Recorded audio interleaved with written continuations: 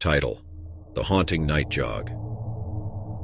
The sun had long set, and the moon cast an eerie glow on the deserted streets as I laced up my running shoes for a late-night jog. It was supposed to be a routine exercise, but little did I know that this would turn into a night of terror. As I started my jog, an unsettling feeling crept over me. The silence around me felt suffocating, broken only by the distant hooting of an owl. Ignoring my unease, I pressed on, trying to focus on the rhythmic thud of my footsteps. But the shadows seemed to dance and twist in the corners of my vision, playing tricks on my mind. I chose a route through a dimly lit park, hoping the familiar surroundings would ease my nerves.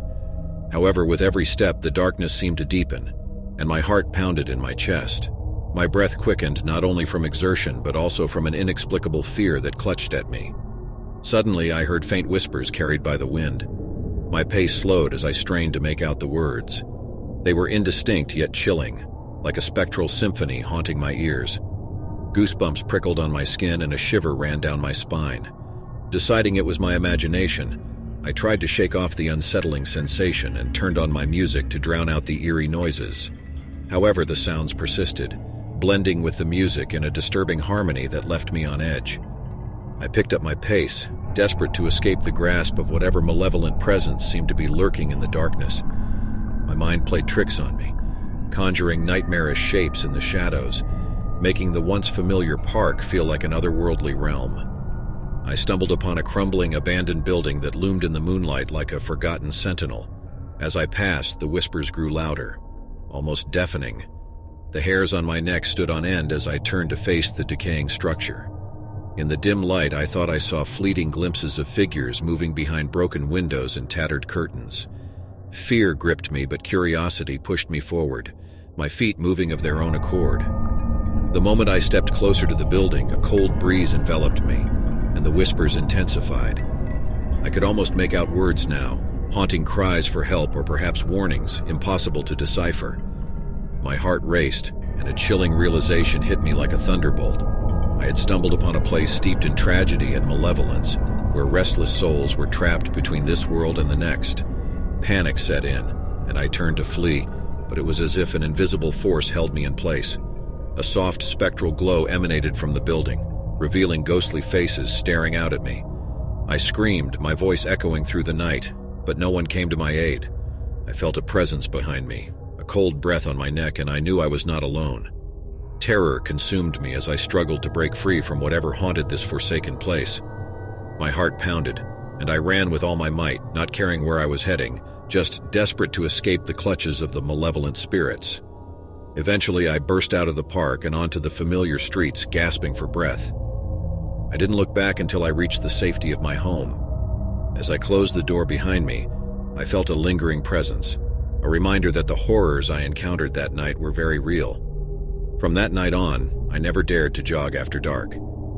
The memory of the haunting night jog still sends shivers down my spine, a constant reminder that some places are best left undisturbed, and that there are things in this world that defy explanation. In the days that followed the terrifying night jog, I couldn't shake off the feeling of being watched. Every creak of the floorboards, every flicker of a shadow, sent my heart racing. Sleep became a luxury I could no longer afford, as nightmares of ghostly apparitions plagued my nights. Determined to find answers, I began researching the history of the abandoned building and the park it stood within. With each piece of information I uncovered, the puzzle started to take shape. Decades ago, the building had been an orphanage run by a cruel matron who subjected the children to unspeakable horrors. The children's spirits were said to haunt the place, seeking revenge for the torment they endured in life. Over the years, numerous accounts of strange occurrences and unexplained phenomena had been reported by those who dared to venture near the abandoned building. Some locals claimed they had heard the chilling whispers on quiet nights, while others spoke of seeing apparitions of sorrowful children peering from the broken windows.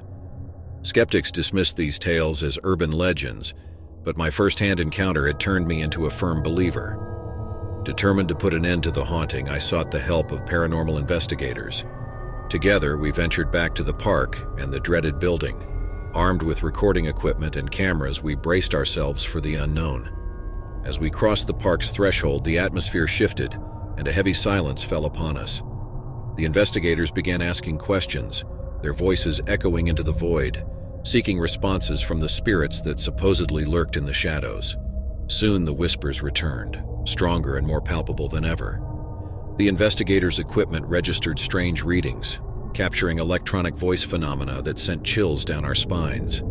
The children's voices begged for release, their cries carrying a mix of sadness and anger. With newfound determination, we delved deeper into the building, following the trail of the paranormal activity.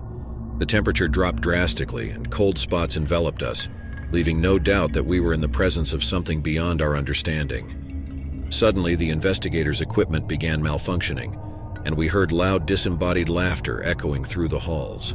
Panic spread like wildfire, and we scrambled to find our way out. But the spirits seemed to toy with us, leading us deeper into the labyrinth of the haunted orphanage.